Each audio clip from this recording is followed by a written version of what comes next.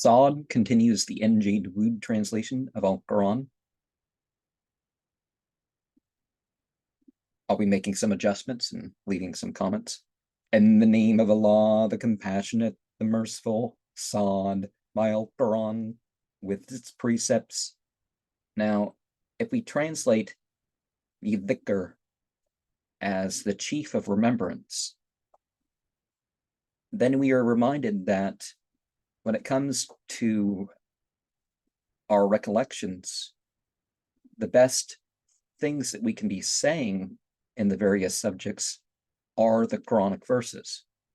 A lot of people prefer to use something else in terms of their remembrance practices, but surely the unbelievers are imbued with arrogance and perverseness. How many generations have we destroyed before them?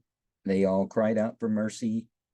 When it was too late to escape, they marvel that a prophet of their own should arise among them.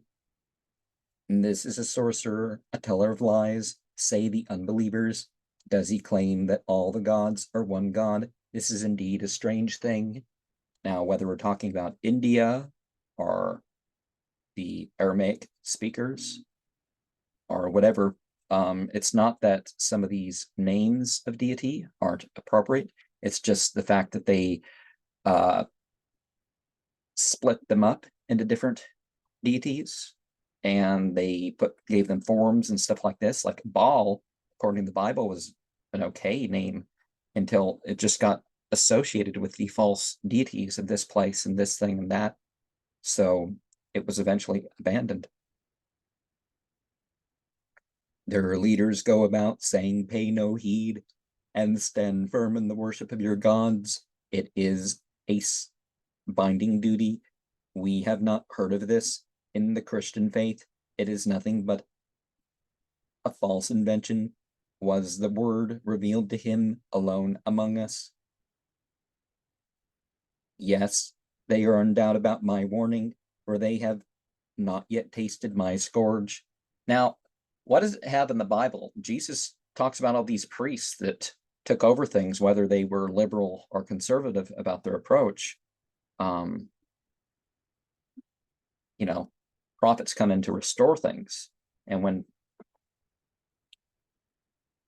yes, they are in doubt about my warning, for they have not yet tasted my scourge. Do they possess the treasures of the mercy of your Lord, the mighty, the beneficent one? Is theirs the sovereignty over the heavens and the earth and all that lies between them? Then let them climb up to the sky by ropes. Their faction is no more than a beaten army, the people of Noah, Ad, and Pharaoh, who impaled his victims upon the stake, the Mood, the compatriots of Lot, and the dwellers of the forest. All denied their Lord and divided themselves into factions. All charged their apostles with imposture, but in the end my punishment justly smote them. Yet these are waiting but for a single blast, the blast which none may retard. They say, Lord, hasten our doom before the day of reckoning comes. Bear with what they say and remember our servant David, who was both a mighty and a penitent man. We made the mountains join with him in praise, evening and morning, and the birds too. In all their flocks, all were obedient to him. We made his kingdom strong and gave him wisdom and discriminating judgment. And Psalms 148, 9 through 10 is alluded to that. Had they heard the story of the two litigants who entered his chamber by climbing over the wall? When they went in to David and saw that he was alarmed, they said, have no fear. We are two litigants, one of whom has wronged the other. Judge righteously between us, and do not be unjust. Guide us to the right path. My brother has 99 ewes, but I have only one ewe. He demanded that I should entrust it to him, and got the better of me in the dispute. David replied, he has certainly wronged you in seeking to add to you to his flock. Many partners are unjust to one another, but not so those that have faith and do good works, and they are few indeed. David realized that we were only testing him. He sought forgiveness of his Lord and fell down penitently on his knees. We forgave him his sin, and in the world to come, he shall be honored and well received. Now, that prostration point is sort of an error of error intellectual force thing.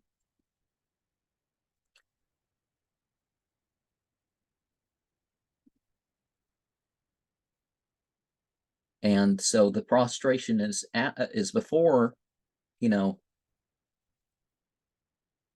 Fagafar, you know, the forgiveness, and Raka'an Anab. So verse 24 there. We said, David, we have made you master in the land, rule with justice among humans, and do not yield to lust, lest it turn you away from a law's path, because they forget the day of reckoning. Those that stray from a law's path shall be sternly punished. It was not in vain that we created the heavens and the earth, and all that lies between them. And that is the fancy of the unbelievers. But woe to the unbelievers when they are cast into the fire. Are we to equate those that have faith and do good works with those that perpetuate corruption in the land? Are we to equate the righteous with the ungodly? We have revealed to you this book with our blessing, so that the wise might ponder its revelations and take warning. Yeah, it's not just that you go over the scripture, it's that, you know, when you hold it into remembrance, you understand it as more than explicit words. We gave Solomon to David, and he was a good and faithful servant. When one evening his prancing steeds were ranged before him, he said, my love for good things has distracted me from the remembrance of my Lord, for now the sun has vanished behind the veil of darkness. Bring me back my chargers. And with this he fell to hacking their legs and necks. Well, more literally, we say he petted the horses and then let them go. I don't know why this and another translator has acted like he was chopping off limbs left and right here, because that's not what it says. But probably he picked up from that person. And so this is totally a translation. This is a translation that is in parts, but it's relying on another translation, and that's typically not the way. That's not the way that Muslims accept translations. We put Solomon to the proof and placed a counterfeit upon his throne, so that he at length repented. He said, forgive me, Lord, and bestow upon me such power as shall belong to none after me. You are the bountiful giver. We subjected the wind to him, so that it blew softly at his bidding, whereof he directed it, and the devils too, among whom were the builders and divers and others bound with chains. All this we give you. We said, it is for you to bestow or to withhold without reckoning. In the world to come, he shall be honored and well received. And tell of our servant Job, he called out to his Lord, saying, Satan has afflicted me with sorrow and misfortune. We said, stamp your feet against the earth, and a cool spring will gush forth. Wash and refresh yourself. We restored to him his people, and as many more with them, a blessing from ourself, and an admonition to prudent men. And remember the gender neutral thing, we're referring to all people, right? We said to him, take a bunch of twigs and beat with it. Do not break your oath. We found him full of patience. He was a good and faithful man. So the oath was 100 blows. Just like if there's a criminal penalty and the person can't take the other, the point isn't that they die. unless, we're like, unless execution is part of it, then, something is broken up and used for something like that. So hit with 100 rather than hit 100 times, right? It's good to pay the money. And tell of our servants Abraham, Isaac, and Jacob, men of might and vision, whom we made pure with the thought of the hereafter. They shall dwell with us among the righteous, whom we have chosen, and of Ishmael, Elijah, and Thulkifl, who were all just men. Some say Ezekiel is Thulkifl. Some say that relates to the term for Buddha, chief of Capel. Of course, there wasn't one Buddha. And just like Jesus, we don't believe necessarily everything that's attributed to them, right? And this is but an admonition: the righteous shall return to a blessed retreat, the gardens of Eden, whose gates shall open wide to receive them, reclining there with bashful virgins for companions. They will call for abundant fruit and drink. All this shall be yours on the day of reckoning. Our gifts can have no end, but doleful shall be the return of the transgressors. They shall burn in hell, a dismal resting place. There let them taste their drink, scalding water, festering blood, and other putrid things. We shall say to their leaders, this band shall be thrown in headlong with you. No welcome shall await them. They shall be promptly cast into the fire. And the band will say to their leaders, no welcome for you either. It was you who prepared this for us, an evil plight.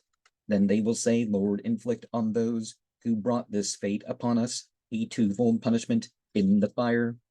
But why do we not see those whom we deemed wicked, or whom we laughed to scorn, or have our eyes missed them? Now see, it isn't our judgment as humans.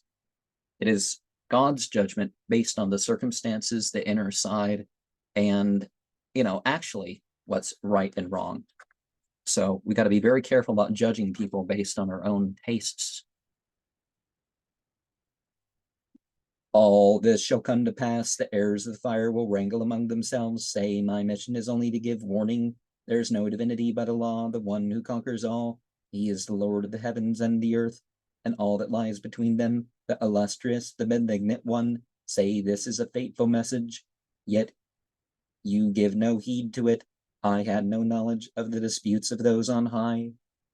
It was revealed to me only that I might warn you plainly. Your Lord said to the angels, I am creating man from clay. When I have fashioned him and breathed of my spirit unto him, kneel down and prostrate yourselves before him. The angels all prostrated themselves, except for Satan, who was too proud, for he was an unbeliever. And we're going to find out that he was never a light being in a second here, because by angels we mean the malaika. In English, the malaika and the jinn could apply to the term angel. But in Arabic here, malaika and jinn, we're not saying that, so when I get into that, don't play games with that. Satan, said he, why do you not bow to him whom mine own hands have made? Are you too proud, or do you deem yourself superior? Satan replied, I am nobler than he. You created me from fire, but him from clay. Begone, you are accursed. Said he, my curse shall remain on you until the day of reckoning. He replied, reprieve me, Lord, till the day of resurrection. He said, reprieved you shall be till the appointed day. I swear by your glory, said Satan, that I will seduce them all, except your faithful servants. And see, that's the thing. As long as we're believing and obeying in God, Satan's side doesn't, have its say. But even in the neutral, once there's the neutral, then, the non-neutral can slip in, right? He replied, learn the truth, then, and I speak nothing but the truth. I will surely fill hell with your offspring and your followers all. For this I demand of you no recompense, nor do I pretend to be what I am not. This is an admonition to mankind. You shall before long know its truth.